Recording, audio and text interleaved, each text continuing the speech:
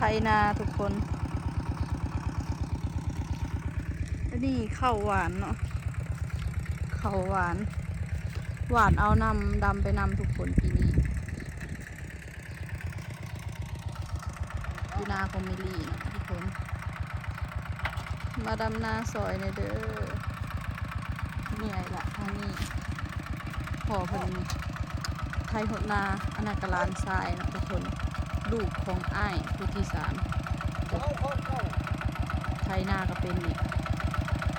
ยอมแล้วขนาดมิลียังเห็นบ่ได้ละ อายุหักกัน6-7 ปีหนึ่งทุกคนนำนะไทยนาเช็ดหนึ่งตกแหงอันนี้เบิ่งเอาทุกคนยอมเลยนะโอ้ยระวังเลย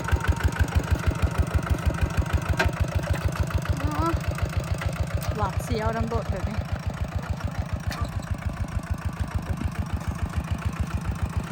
ไถนาเด็กลาวไถนา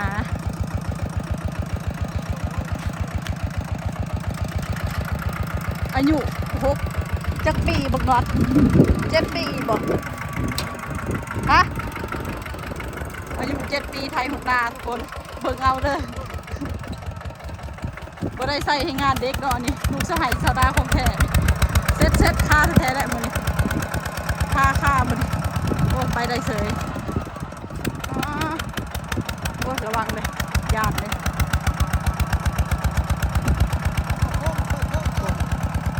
ไปได้เฉยทุกคนขนาดเมลี่เองก็ยังเงินเห็ดบ่ได้แหละไทยบ่เป็น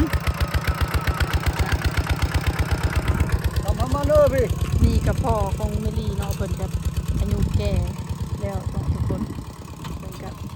เจ็บหัวเข่าแน่ร่างกายบ่ค่อยแข็งแรงปานใดเนาะไทยหัวหน้ากะได้ลานทรายมาเปลี่ยนมาไทยเปลี่ยนเบาบางภาระหน่อยนึงไทยหัวหน้า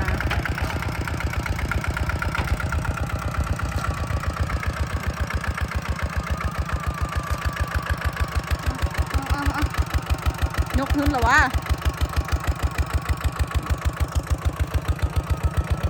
ไทยนาทุกคนเอ้ย ไทยได้แต่เลนเก่า เสือใจได้ทุกคนเลยเด็กลาวไทยนาอายุ7 ปีทุกคนไทยหุนนา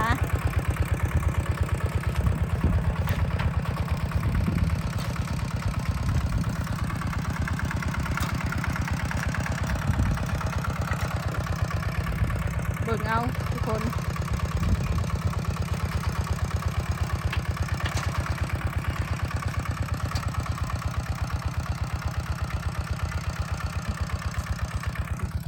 อันนี้กับพ่อของเมลี่เนาะทุกคน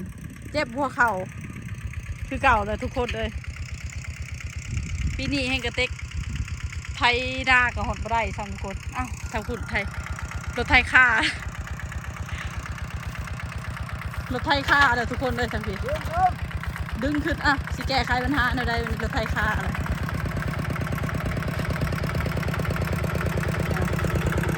ตัวใหญ่มาเปลี่ยน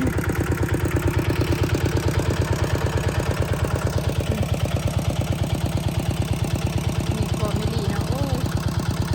ต้องการลูกเคยมาไทยนาสอยพ่อเฒ่าทุกคนมันกับสิพอมีอยู่บ่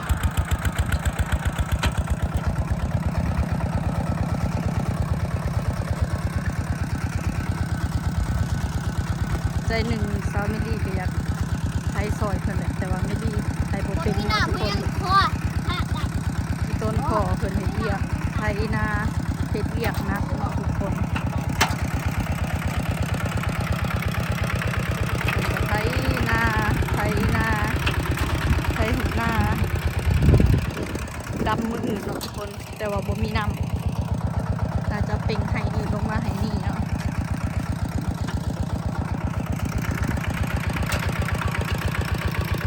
ได้ลูกเคยมาเก็บเวียกไท นซอยพะเฒ่าก็บ่มีเนาะทุกคนเลยหายากแท้หายากว่า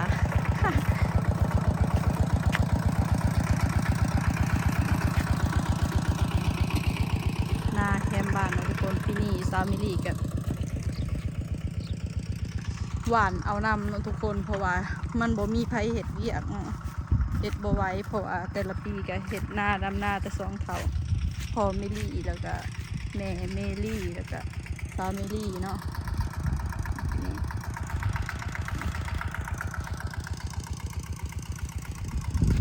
แดดยำแรงประมาณ5 โมงทุกคน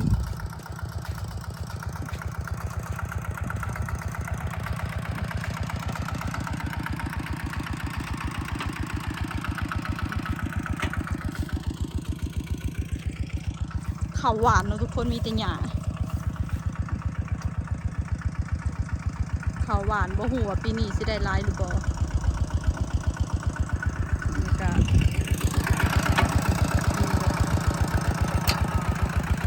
ใช่เราก็พอมีอายุกับ60สิเข้า70แล้วเนาะทุกคนแต่เพิ่นก็ยังไถนาได้อยู่คือเก่าเนาะทุกคนแต่ว่าเพิ่นก็บ่ปานใดละเพิ่นก็เพราะว่าเพิ่นเจ็บหัวเข่าปวดเข่า